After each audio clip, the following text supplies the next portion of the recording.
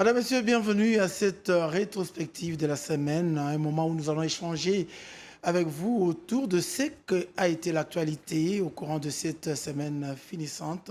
Nous allons également avoir sur ce plateau un invité avec qui nous allons justement commenter cette actualité. Allez, cette rétrospective, nous allons l'ouvrir à la présidence où c'était la fin de mission le jeudi pour le haut-commissaire des Nations Unies aux droits de l'homme.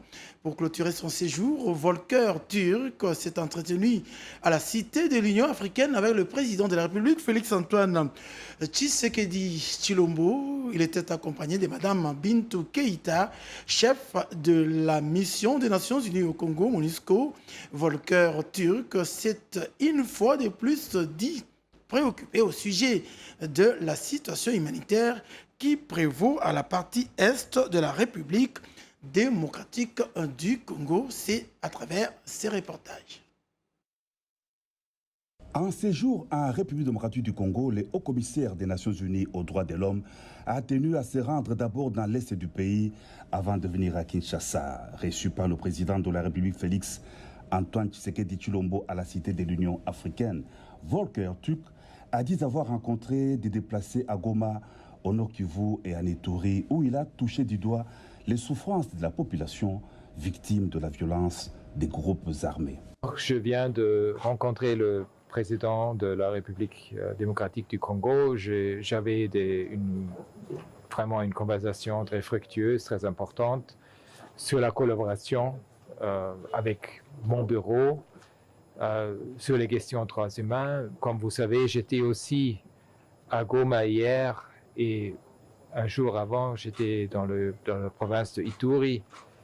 J'ai rencontré aussi des personnes déplacées dans le pays, surtout dans l'Est. Et c'est clair que la communauté internationale doit vraiment se mobiliser pour trouver une solution à cela et pour soutenir la population congolaise. Ces propos relatifs à l'appel à la communauté internationale face aux souffrances de la population dans l'Est de la RDC, le haut-commissaire des Nations Unies aux droits de l'homme a promis de les consigner dans un communiqué sanctionnant la fin de sa visite en République démocratique du Congo.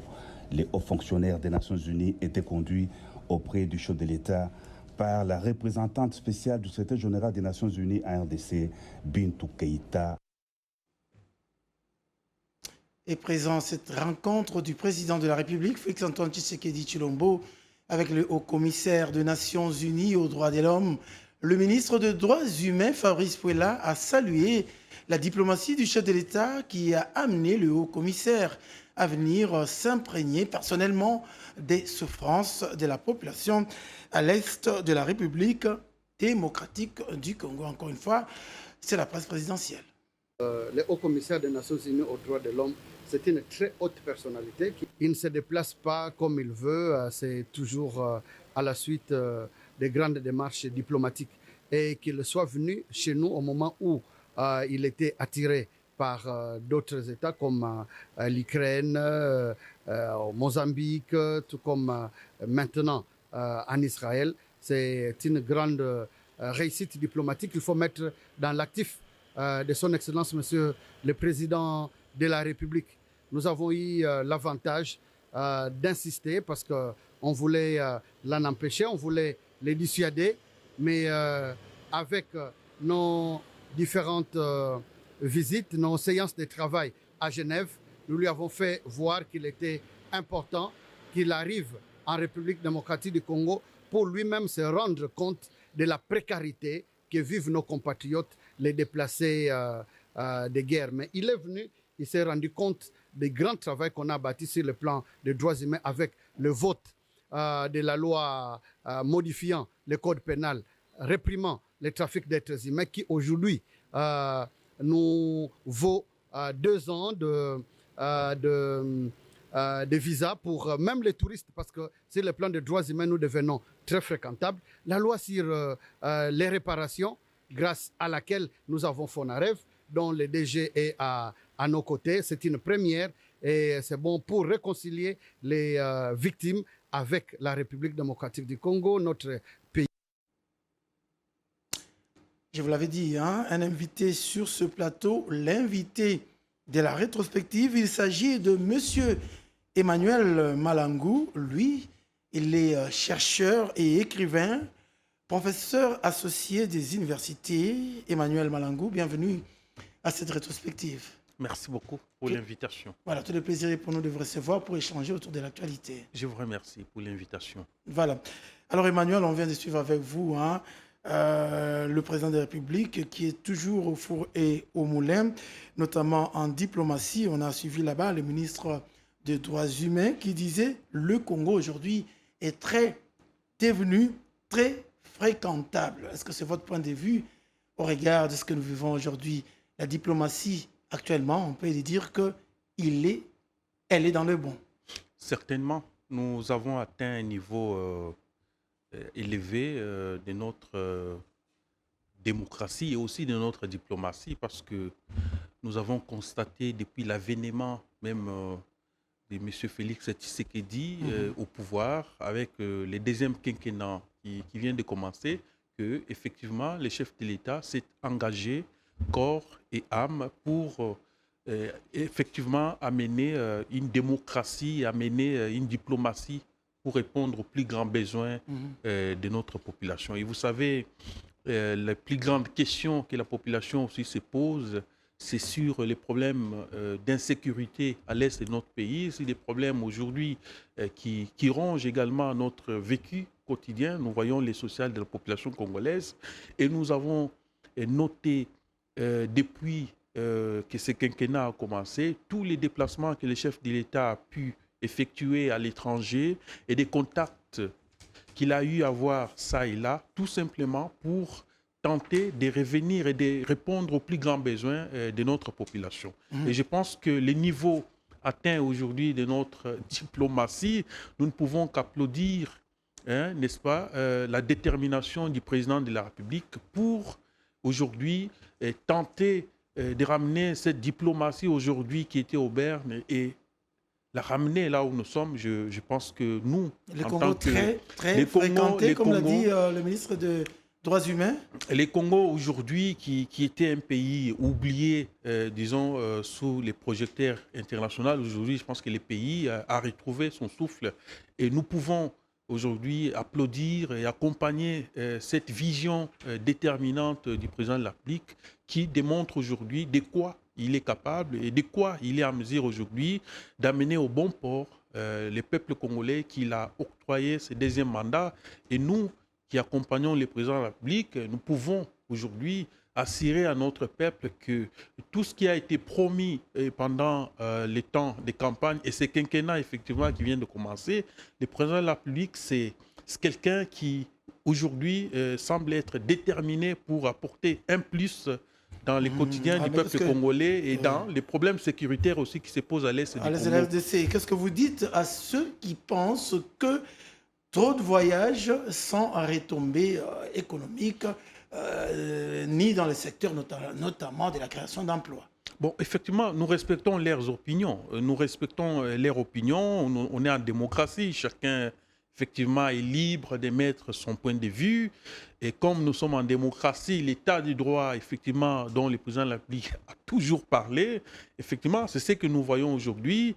Et ceux qui pensent que le président de la République effectue des voyages qui sont inutiles pour les pays, ça n'engage qu'eux, c'est leur point de vue, nous respectons leur point de vue. Mais ceux qui pensent aujourd'hui que le président de la République effectue bien sûr des déplacements à l'étranger, vous savez, tout le temps, prendre un avion, ça n'a pas été facile pour tout le monde. Et quelqu'un qui se déplace à tout moment pour aller aujourd'hui comprendre que le pays a besoin effectivement des investisseurs, il faut qu'ils viennent, il faut... Et aujourd'hui, que nous ayons des industries, il faut que nous ayons des compagnies ici, dans notre pays. Quelqu'un qui voyage à tout moment, je pense que ces voyages-là nous ont été bénéfiques. Et nous voyons aujourd'hui ces bénéfices-là dans les chefs de la population. Et nous voyons comment aujourd'hui notre population vit et la manière dont les chefs de l'État a mené cette diplomatie. Nous qui voyons effectivement l'avenir de ces pays en rose, nous nous disons... Nous ne pouvons que faire confiance à ces derniers parce que tous les déplacements qu'il a effectués à l'étranger, ces déplacements ont été bénéfiques pour la population congolaise et pour, disons, les pays. C'est-à-dire que notre pays aujourd'hui est sur les bons ports, notre pays est sur la bonne voie, et nous ne pouvons que compter sur cette diplomatie agissante que le chef de l'État aujourd'hui a implantée dans notre pays. C'est notre joie. On va parler primature, vous le savez peut-être, c'est le vendredi 19 avril que la première ministre Judith Suminwa Tuluka a clôturé ses consultations pour la formation du gouvernement. Elle a reçu les progressistes de Sami Badibanga Antita.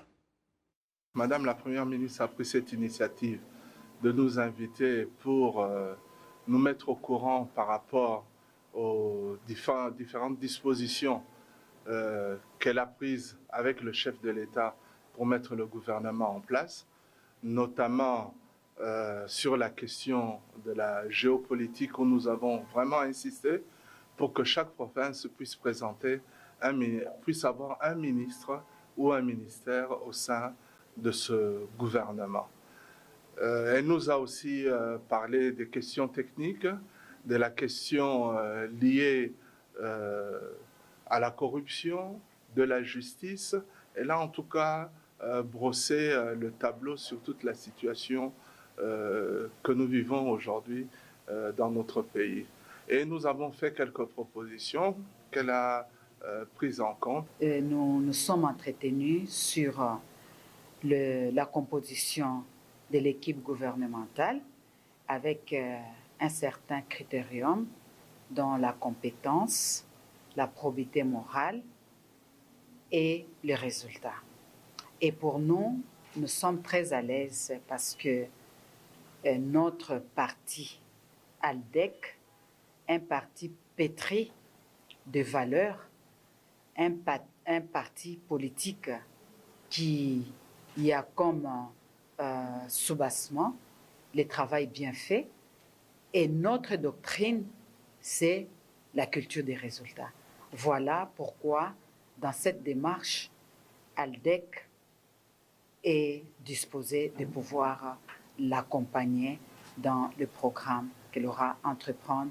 Sûrement que ce programme sera découlé des 6 piliers du chef de l'État prononcés lors de la prestation des serments. Première ministre toujours, son agenda prévoyait au total 5 regroupements dont l'UDPS Tshisekedi, dont la délégation a assuré à la Première ministre son accompagnement dans ses lourdes tâches. Notons que les plateformes déjà reçues revenaient avec les propositions formulées pour la composition du prochain gouvernement. On va suivre ces propos recueillis par Naomi Longila. Nous avons été en face d'une première dame très déterminée à répondre positivement, surtout aux 6 axes édictés par le président de la République. Elle est soucieuse justement de l'accomplissement et cela ne peut être possible si et seulement si elle est accompagnée par les hommes et les femmes dignes, consciencieux et qui savent quel est le rôle d'un membre du gouvernement au sein de cette équipe. Et par conséquent, l'UDPS a pris avec beaucoup d'intérêt justement l'appel de la Première ministre et bien entendu, nous allons retourner dans notre quartier général, justement avec les autorités, pour statuer et proposer ce qu'a été la demande de la Première ministre. Comme vous le savez, le rôle d'un parti politique, c'est de conquérir le pouvoir et de le garder le plus longtemps possible. Et ce n'est pas un secret pour personne. Les seuls partis majoritaires aujourd'hui dans notre pays, c'est l'Union pour la démocratie et le progrès social. Vous comprendrez quelle importance que l'UDPS accorde justement dans le sens de la gestion et surtout l'intérêt que le peuple doit tirer tout au long de la gestion de l'UDPS. Nous sommes conscients et notre parti va pouvoir proposer les hommes dignes et les femmes dignes pour répondre positivement aux aspirations de notre peuple. Primature, on en parle encore. De son côté, la population congolaise jure que par la sortie de la nouvelle équipe gouvernementale qui tarde jusque-là à sortir, contrairement à d'autres État. Le Congolais appelle le chef de l'État, Félix-Antoine Tshisekedi, garant du bon fonctionnement des institutions, de pouvoir s'impliquer pour faire accélérer le processus de formation de ces gouvernements, nous disent donc Guylain Luzamba et Pauline Kazadi. Si les politiques sont d'accord avec les nouvelles consultations lancées par la première ministre Judith Tuluka, la population congolaise, elle, reste dans l'attente de la sortie urgente du gouvernement qui tarde à venir pour répondre à ses besoins, qui sont de plusieurs ordres, tant sécuritaires, social qu'économiques. À ce moment ici, le président a été déjà élu. Donc par rapport à ça, nous avons besoin de ce gouvernement d'être en place pour que nous puissions être en mesure de continuer rapidement. Il y a beaucoup de besoins et tout ça. Je demanderai en tant que citoyen que ce gouvernement puisse rapidement sortir. Parce que comme nous les étudiants, il y a encore d'autres histoires qui sont bloquées. Il n'y a pas un développement universitaire sur d'autres plans parce que le gouvernement n'est pas encore établi. Donc, le pays va aux catastrophes extrêmes compte tenu de la guerre qui se déroule à l'est du pays. Nous avons besoin de la mise en place du gouvernement et nous avons besoin de bonne volonté politique à faire prévaloir l'intérêt général avant l'intérêt particulier. Dans un pays où tout est prioritaire, la mise en place rapide d'un gouvernement s'avère une nécessité. À l'issue de ces consultations, les appels à l'endroit de la première ministre à pouvoir rester ferme dans ses convictions pour former un gouvernement de taille limitée ne cesse de raisonner. Seul le moyen de se débarrasser de la politique des autorités morales trop ambitieuses. Le détail avec Jacques-Hilaire Kachala, encore une fois avec Guylain Luzamba. Le débat continue quant à la formation du gouvernement de la première ministre Judith Suminwa, première femme à occuper ce poste depuis l'indépendance. Cette économiste veut se démarquer de ses prédécesseurs et elle insiste que son gouvernement bénéficie de 45 ministres, notamment 30 ministres et 15 vice-ministres qui représentent les provinces dans leur ancienne configuration. Judith Suminwa, qui a conféré avec le présidium de l'Union sacrée, n'a pas mâché ses mots. Elle aimerait former un exécutif sans la présence des autorités morales ayant pris en otage le pays depuis la démocratisation du Congo ex-Zaïre par le maréchal Mobutu le 24 avril 1990. Cette logique, selon plusieurs analystes, si la première ministre arrivait à imposer ses choix dès le début, ce sera une réussite pour son mandat. Soucieux d'accompagner sa première ministre, le chef de l'État Félix-Antoine Tshisekedi a aussi échangé avec le présidium de l'Union sacrée, Vital Kamerhe, Jean-Pierre Bemba, Modeste Bahati, Augustin Kabouya.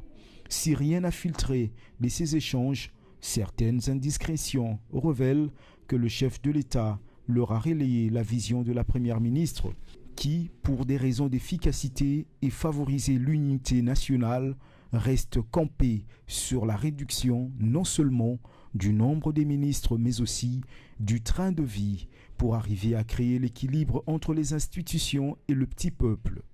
La question que se posent plusieurs analystes est de savoir si cette démarche va mettre fin à un groupe d'acteurs politiques qui veulent prendre tout un pays en otage. Le fait de tenir tête déjà à ceux qui pensent que le gouvernement doit être grand à la dimension du pays, c'est de rester campé sur l'intérêt de la population congolaise. Ne doivent être retenus comme candidats à ministre que tous les Congolais qui répondent aux critères ci-après, la compétence, l'expérience, la moralité et la géopolitique. Emmanuel Malangou, vous avez suivi avec nous les Congolais représentés par les Quinois à travers cet élément qui disent notamment le pays vit une catastrophe extrême et de l'autre côté, ils consultent, elles consultent. Nous avons besoin le plus rapidement d'un gouvernement. Ça donne l'impression que les politiques sont en train justement de traîner. Ce n'est pas votre avis?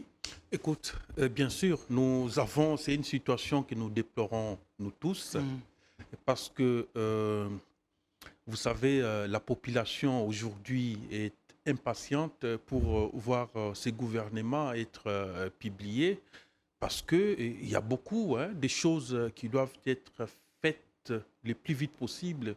J'ai cité ici les problèmes du vécu quotidien de la population.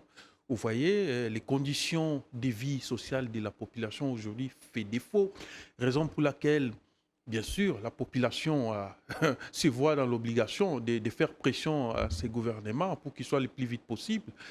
Comme nous avons déjà eu une première ministre qui vient d'être nommée, je pense que pour moi... Et qui a terminé d'ailleurs avec les consultations. Normalement, ça ne doit pas prendre encore beaucoup de temps parce que nous ne pouvons pas consommer 6 mois pour la mise en place d'un gouvernement. Je pense que c'est trop. C'est tout un semestre, ça ne peut pas se passer comme ça.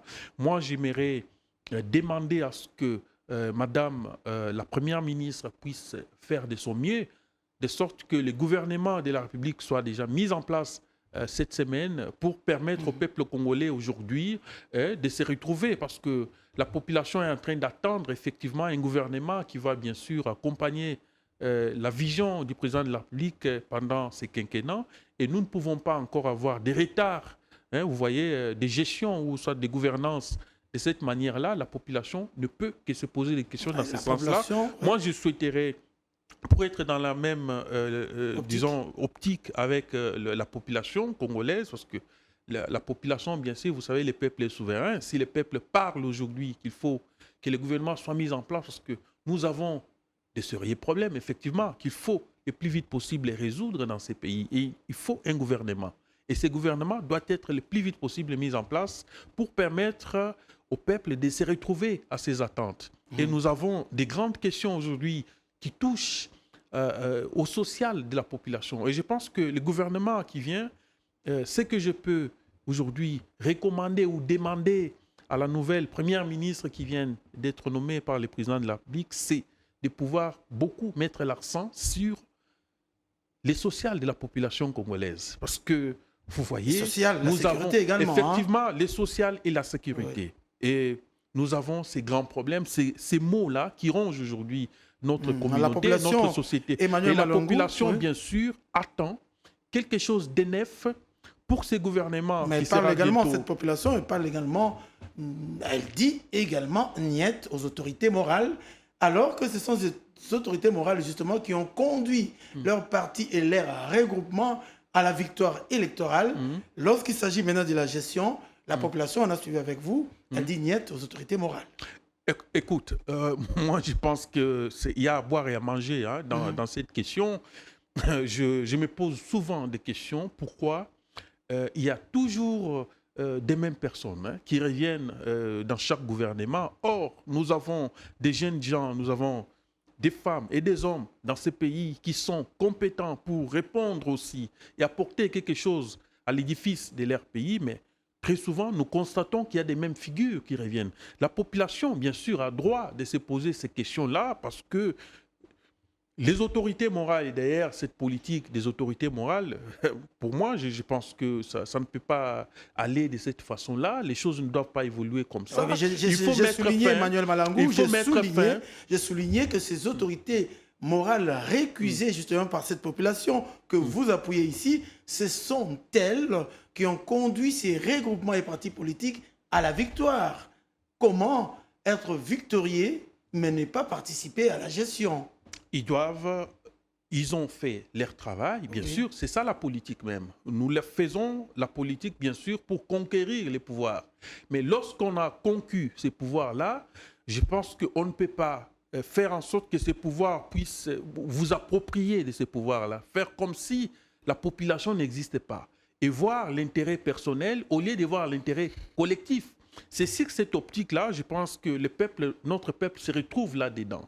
Que très souvent, nous avons des chefs de regroupement ou des autorités morales, comme vous aimez bien les appeler, qui sont à la tête de leurs partis politiques. Et ce sont ceux-là qui recommandent même certains noms qui doivent être recommandés au sein du gouvernement, et ça ne peut pas se passer comme ça. Je pense qu'il faut beaucoup plus mettre l'accent sur la technocratie, sur les mérites, que sur les noms et des recommandations politiques.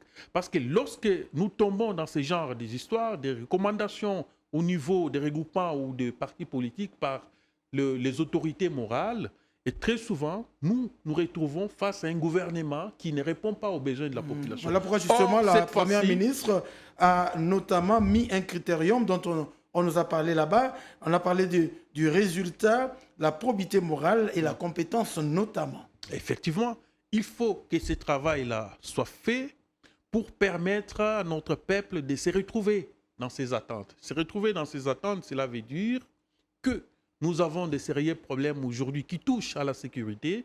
Nous avons des problèmes qui touchent au quotidien social de notre population. Et très souvent, des gens qu'on attribue des ministères, ce sont des gens qui ne sont pas compétents dans ces ministères-là. Nous voulons cette fois-ci, si déjà dès le départ, l'informateur du gouvernement commençait à parler d'un gouvernement des technocrates, moi je pense qu'il faut encore une fois mettre l'accent sur cet aspect des choses pour permettre à ce que nous ayons un gouvernement, pas des politiciens, mais des technocrates, des gens qui ont la maîtrise de leur domaine.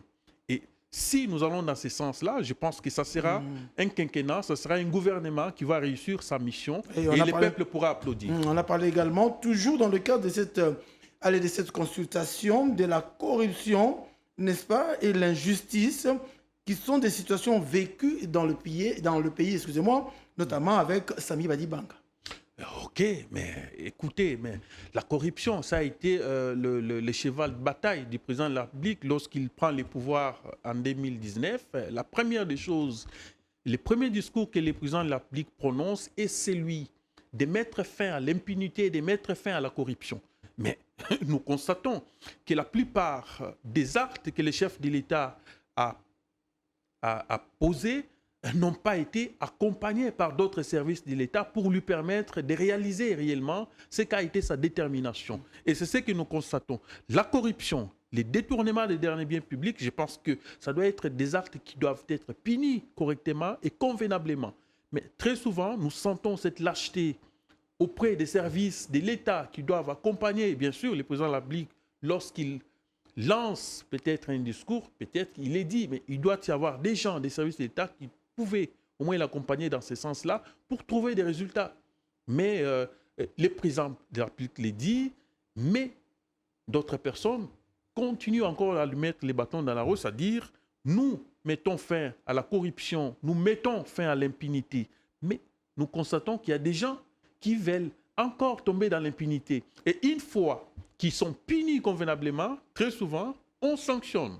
On dit, le président l'applique, bien sûr, s'il a posé de tels actes, c'est qu'il veut nous amener dans la dictature. Ce qui n'est pas une dictature, c'est qu'il veut tout simplement dire que le président l'applique a besoin de mettre fin à ces systèmes de choses qui n'honorent pas notre pays et qui n'honorent pas notre démocratie. Et justement, à Goma, l'insécurité connaît une montée inquiétante. Quelques victimes de la criminalité urbaine ont été portées en terre. Un cérémonial sous une forte émotion. Les autorités parlent d'une infiltration de la ville. Notre correspondant sur place, Tomini Amini, nous fait le point. L'insécurité dans la ville de Goma a atteint des proportions inquiétantes.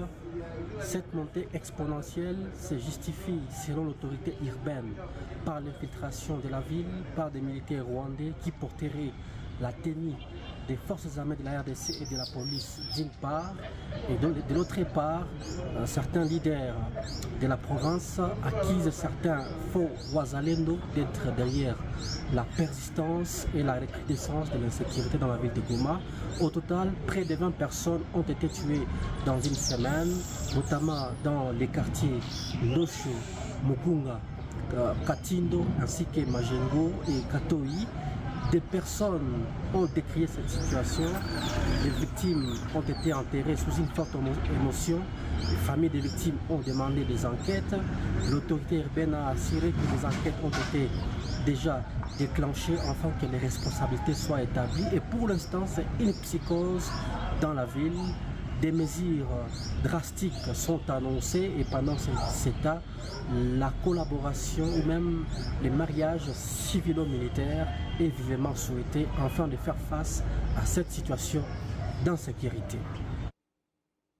Allez, toujours à l'est de la République démocratique du Congo, le vice-premier ministre, ministre de la Défense nationale, Jean-Pierre Bemba Gombo, était arrivé dans la province de l'Ituri. C'était le vendredi 19 avril.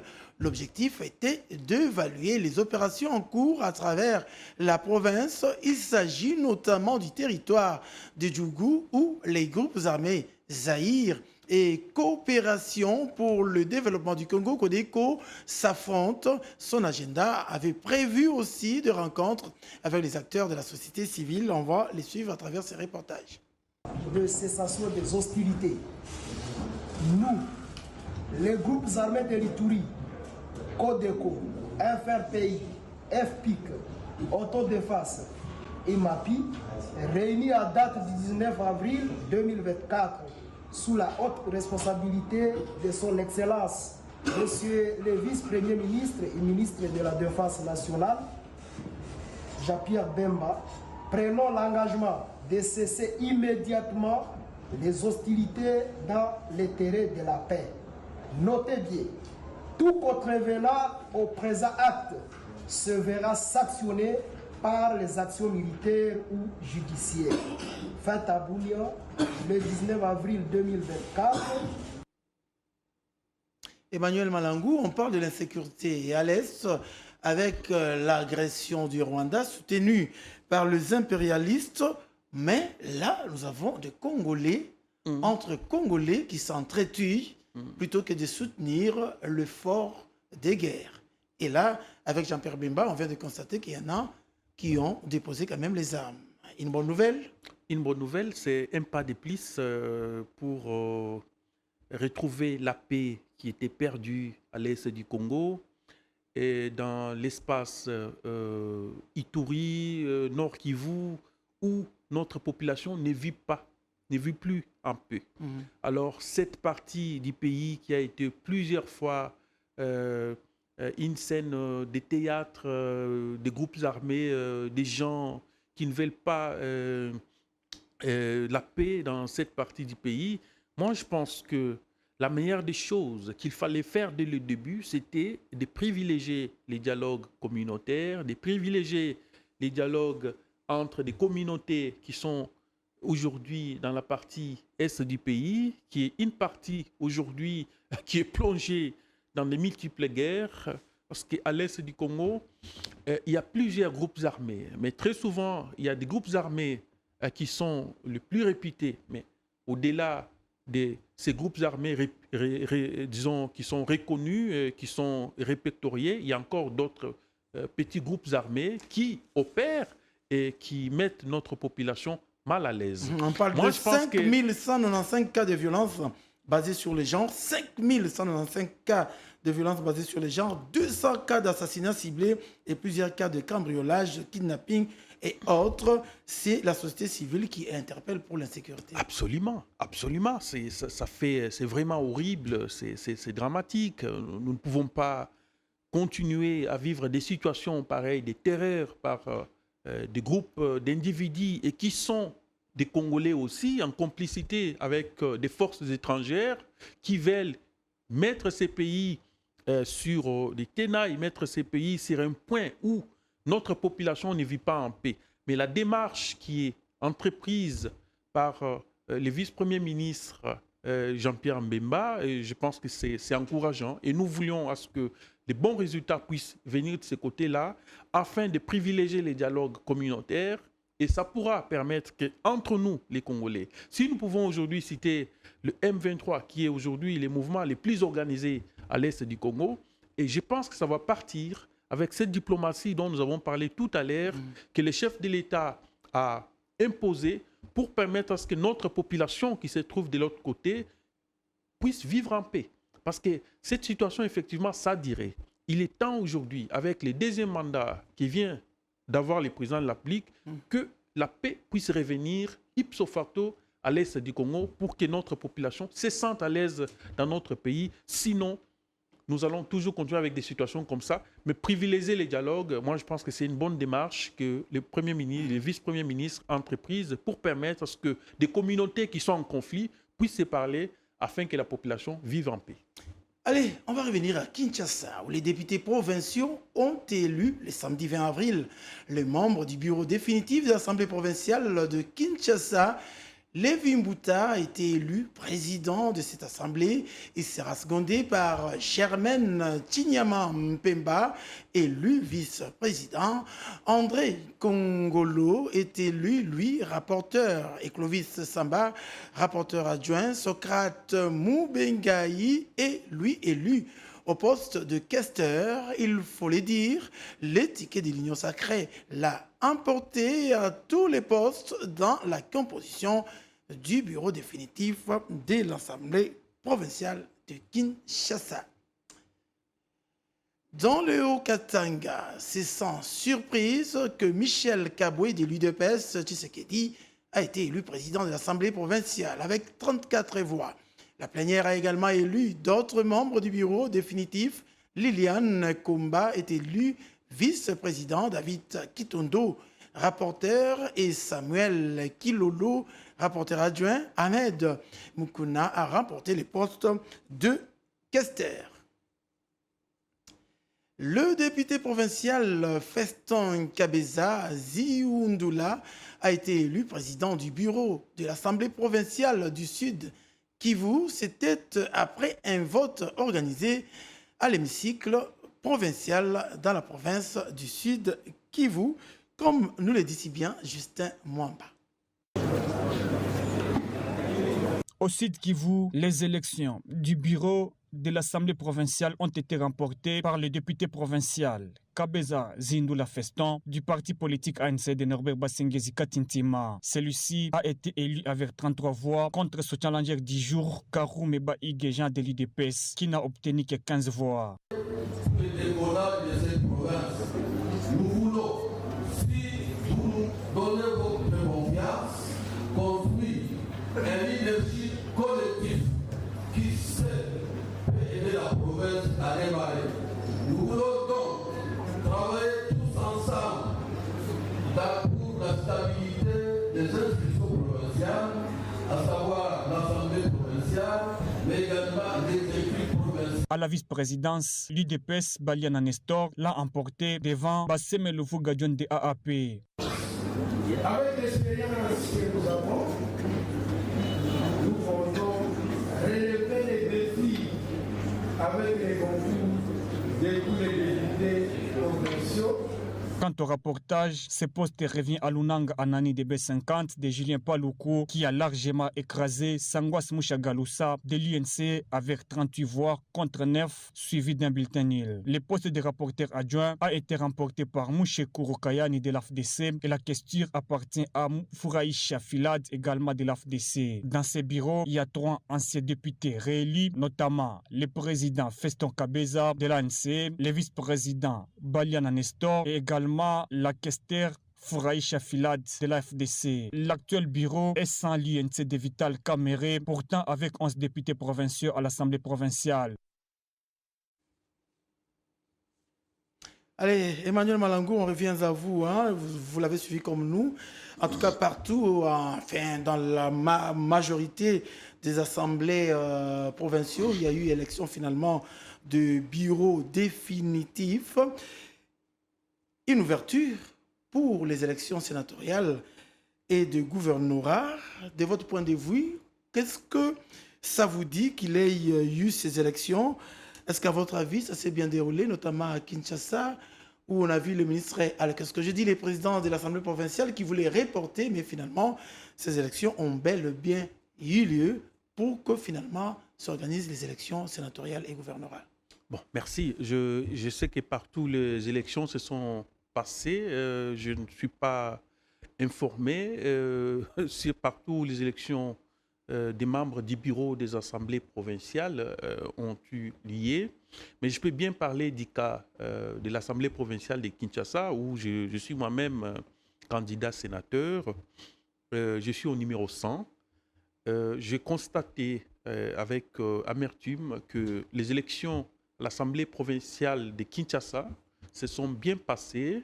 Celui qui a été élu président... Vous voulez dire que vous avez consulté du bureau. avec joie, parce que vous avez dit avec amertume. C'est peut-être pas Bon, lapsus. parce qu'il y a eu au début le président du bureau d'âge qui a voulu mal se comporter et qui a voulu, pour des intérêts obscurs, reporter ces élections-là, évoquant les problèmes des moyens financiers. Or, ce n'était que des manœuvres politiques pour faciliter les tickets qui étaient de l'opposition, du camp de Jean-Tini Ngobila, parce que lui-même, le président du bureau d'âge, était candidat. Alors, il a voulu utiliser des moyens financiers en corrompant certains députés de l'Assemblée provinciale pour que lui soit proclamé et soit élu avec tricherie. Et cette manœuvre-là n'a pas marché avec les députés provinciaux lorsqu'ils ont constaté que des manœuvres évoquant peut-être des problèmes des moyens financiers n'ont pas été claires. Ainsi, le secrétaire de l'Assemblée provinciale a décidé de convoquer cette plénière-là pour directement organiser ces élections et ça s'est bien passé. Et vous avez soutenu cela? Est-ce que ça s'est passé dans le respect, n'est-ce pas, des lois et du règlement intérieur notamment? Bien sûr, ça s'est passé dans le respect, bien sûr, mais simplement qu'il y a eu des individus qui n'ont pas voulu parce que certains députés, 3 ou 4 du regroupement ACP, de Jean-Tini Ngobila, tout comme lui, le président du bureau d'âge, qui n'a pas aussi participé. On parle de 5. Oui, qui n'a pas aussi participé, mais je pense que leur absence n'a été qu'une goutte d'eau dans l'océan, parce que les élections devaient bien avoir lieu, mais lui a voulu repousser ces élections parce qu'il voulait bien jouer une carte pour dribbler d'autres députés provinciaux qui attendaient bien effectivement élire un président de l'Assemblée provinciale qui devait répondre. Emmanuel Candidat, vous êtes candidat sénateur, vous l'avez si bien dit. Je suis candidat sénateur. On parle donc là des élections au second degré. La plupart, ou l'opinion d'une manière générale, parle de tricheries qui s'étriment pour ces 2 élections notamment. Vous êtes candidat. Est-ce que vous êtes dans cette tricherie? Vous n'y êtes pas. Qu'est-ce que vous dites à l'opinion qui parle de cette tricherie, justement? Je suis candidat sénateur au numéro 100. Mais ce que je vais vous dire tout de suite là, parce que nous avons, nous tous, suivi les déclarations de Madame la ministre de Justice qui a dit haut et fort ce qu'a été la volonté du président de la République, c'était à ce que les élections sénatoriales et ceux des gouverneurs se passent dans la transparence et dans la crédibilité. Le président de la République, bien sûr, a tapé des points sur la table en invitant la dame, la garde des Sceaux, pour que ces élections puissent se passer de manière les plus crédibles. Mais ce que nous constatons sur le terrain, c'est quoi? Nous avons un sérieux problème qui se passe aujourd'hui au niveau des élections sénatoriales, et voire même des élections des gouverneurs. Comme quoi, les candidats gouverneurs, tout comme des candidats sénateurs, aujourd'hui, la plupart d'entre eux, je ne parle pas de mon cas, mais je parle pour les cas d'autres, la plupart sont victimes et sont à la merci des députés provinciaux. Pourquoi? Parce que certains députés provinciaux aujourd'hui répondent au mot d'ordre de leur parti politique. Comme quoi, vous devez voter les candidats qui sont sur des listes de votre parti politique. Or, les élections, d'une manière démocratique, ne peuvent pas se dérouler de cette manière-là. Il faut, à ce que je pense, démocratiquement, laisser le libre choix aux députés provinciaux de faire leur choix. Alors, nous avons les cas des chefs des partis politiques, des autorités morales, comme nous venons de le dire, qui ont à leur tour aligné leurs enfants, qui ont aligné leurs femmes et qui demandent aux députés provinciaux de pouvoir faire le choix sur leurs candidats. Une chose qui n'est pas normale dans une démocratie. Et nous souhaitons, parce que, comme ça a été dit par le président de la République, à travers la ministre de la Justice, qu'il faut condamner tout acte de bavure tendant à la corruption. Et les corrompus et les corrupteurs, tous doivent être arrêtés et jugés conformément à la loi de la République. Mais c'est ce qui ne se fait pas, il n'y a pas de suivi là-dessus. Nous constatons qu'il y a des mots d'ordre qui sont donnés. Et nous constatons un candidat gouverneur, par exemple, qui est en train peut-être d'appeler les députés provinciaux quelque part pour les donner des sommes d'argent exorbitantes. Ça fait partie de la corruption. Et c'est condamnable.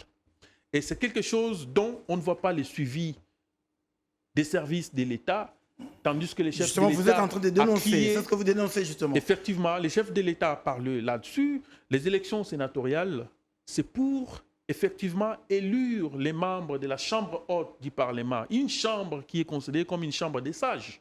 Effectivement, lorsque nous allons au Sénat, c'est pour, bien sûr, apporter quelques plis, apporter la sagesse que nous avons au détriment de notre peuple. Mais ce qui ne se fait pas. Au profit de notre peuple. Au profit, je m'excuse, de notre peuple, ouais. Mais effectivement, sur le terrain, nous constatons des mots d'ordre qui sont donnés. Je cite, par exemple, les cas d'un regroupement ou d'un parti comme l'IDPS. Une question que j'aimerais poser aux uns tout comme aux autres, c'est de savoir qui est de l'IDPS et qui ne l'est pas.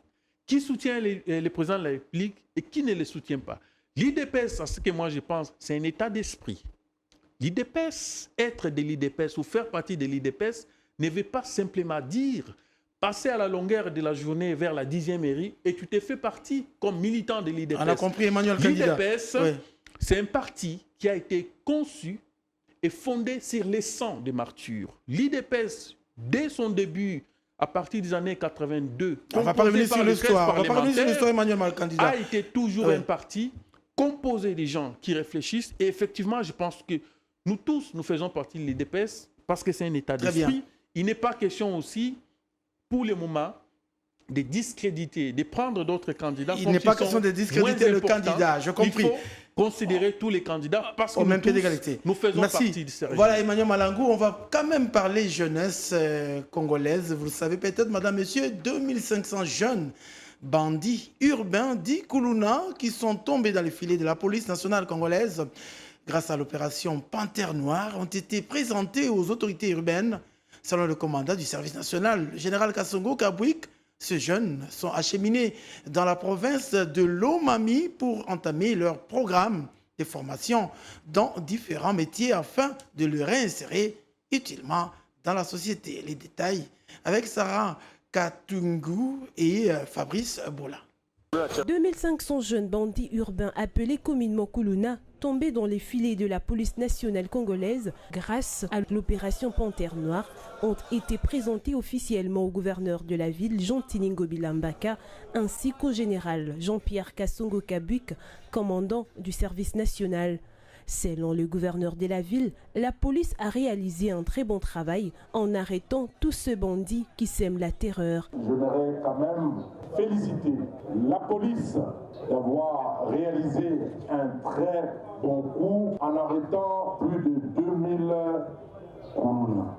C'est une grande avancée dans le processus de sécurisation. Je prie d'or et déjà au général Blaise Kilimbalimba de garder la pression sur ces jeunes. Ces bandits seront acheminés à Kanyama-Kasese dans la province de Lomami pour leur réinsertion dans la vie sociale normale. Sur place, ils vont apprendre les différents métiers, notamment l'agriculture, la menuiserie et la maçonnerie pouvant les aider à servir le pays, a dit le général Jean-Pierre Kassongo Kabwik. La population qui chasse qui kanya makase ces hôtels était place bazo kende kolala et komi kaka ke soko sali bêtise zolo ba no bakanganga na kende kanya makase si ozala bongo te et belé ba okende na prison ba grand criminel ba grand bandit wana ba okende de na justice na prison tolingi totika espace ba jeunes volontaires ba balingi ba sale la mboka qui viennent s'inscrire, qui viennent s'enrôler au service national pour bakende ko rendre service na mboka na bango. Cette opération s'inscrit dans la vision du chef de l'État Félix-Antoine Tshisekedi Tshilombo afin de réintégrer ce jeune sans qualification dans la société. Et de l'autre côté, un groupe d'ex-Kuluna en provenance de Kanyama-Kasese était arrivé à Kinshasa le dimanche dernier. Ces derniers sont logés dans la commune de Lansele où ils vont mettre en pratique les formations apprises dans divers domaines au profit de la capitale. C'est un reportage de Jacques Hilaire Kachala, Michel Isako, rendu par Margarita Rosa Ngoy. Après la pluie vient les bons temps. Les bandits qui menaçaient la quiétude autrefois ont désormais une nouvelle appellation, les bâtisseurs.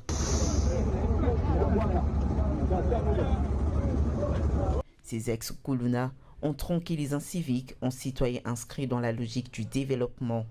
Plus de 300 ex-Kuluna ont regagné la capitale après une formation dans différents métiers, notamment l'agriculture, la menuiserie, la maçonnerie et tant d'autres.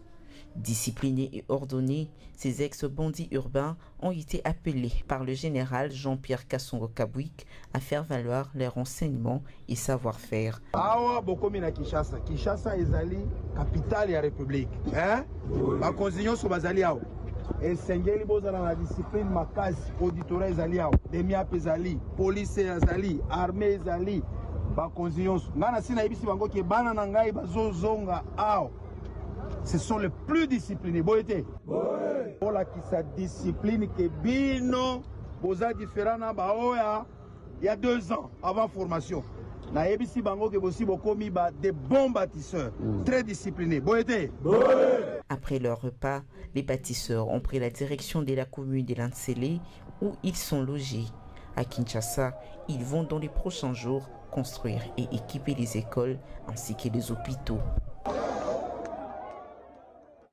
Emmanuel Malangou, avec vous, on va clôturer cette rétrospective. Vous avez parlé tantôt du problème récurrent en République démocratique du Congo, la sécurité et les sociales. Là, on va devoir des jeunes Kuluna, hier Kuluna, aujourd'hui bâtisseurs. On va dire que de ce côté-là, les choses vont quand même... Allez, les choses vont bon train. Une bonne initiative. Nous ne pouvons qu'encourager des pareilles initiatives qui tendent au développement mental, au développement psychique de notre jeunesse. J'aimerais ici féliciter cette démarche purement sociale qu'entreprise, disons, les services nationaux. Mais ce que nous souhaitons, c'est que les cas, par exemple, que nous avons ici des Kuluna, il y a d'autres cas encore ici dans la ville qui posent des problèmes d'insécurité dans nos différents quartiers. Ah oui, on a parlé justement là de 2500 qui avaient été remis entre les mains de la police. Si de telles initiatives continuent et peuvent s'élargir dans ce sens-là, je pense que ça pourra, une fois de plus, apaiser les problèmes d'insécurité que nous avons ici dans la ville. Mais très souvent, nous constatons dans notre pays des démarches qui commencent bien, mais très souvent, il y a une certaine lâcheté dans la prise des décisions. Et nous souhaitons qu'avec le gouvernement qui va bientôt sortir, nous aurons des ministres qui vont travailler effectivement pour résoudre ces sérieux problèmes d'insécurité. Nous avons dans nos différents quartiers des Kuluna par-ci, par-là. Ça, ce ne sont que des cas exemplaires, mais il faut que ce genre d'initiatives et ce genre de réformes puissent continuer afin de permettre que notre population, au niveau de Kinshasa, puisse Allez, merci vivre beaucoup Emmanuel en paix. Malangou. Un mot pour terminer, un mot peut-être d'espoir pour la République démocratique du Congo. Un mot d'espoir, je m'aimerais dire aux uns tout comme aux autres, que le Congo, c'est un pays aujourd'hui qui est en train de grandir démocratiquement et nous devons beaucoup travailler et encore une fois travailler pour que notre pays soit demain un pays où il fera beau à vivre. Et nous avons ces beaux pays que Dieu nous a donnés, nous devons les protéger et nous devons aussi l'aimer pour permettre que les générations futures puissent se retrouver à travers le travail que nous avons produit aujourd'hui, à travers les gouvernements, à travers les différents services de l'État. Nous devons aimer ces pays parce que ce n'est que les seuls pays que Dieu nous a donnés. Et le travail que vous allez peut-être produire en tant que sénateur, si jamais la chance vous était accordée, n'est-ce pas? Et bien sûr, nous demandons effectivement aux députés provinciaux qui sont des grands électeurs. Ce n'est pas la campagne. La campagne commence dans 3 jours, bien sûr. Nous demandons aux députés provinciaux de pouvoir fixer les regards ou faire les choix sur le numéro 100, qui est le numéro d'Emmanuel Malangou, pour peut-être apporter encore quelque chose de plus à la Chambre haute du Parlement, parce que la population congolaise aujourd'hui a besoin de parlementaires qui seront considérés comme des serviteurs des plus faibles. Allez, Emmanuel Malangou, merci d'avoir répondu à notre invitation. C'est moi qui vous remercie. Je rappelle que vous êtes chercheur et écrivain, également professeur associé des universités. Je vous remercie. Merci beaucoup, amis téléspectateurs. C'est donc la fin de cette rétrospective. Si vous avez aimé, c'est grâce au concours de Jacques Hilaire Kachala, Prince Nestor Ntita, Fils et Philippe, Fabrice Bola et Mitterrand. Point final pour aujourd'hui avec cette rétrospective. Prochain rendez-vous le dimanche prochain en direct 19h. D'ici là, restez bénis du programme de Univers Télévision. À bientôt.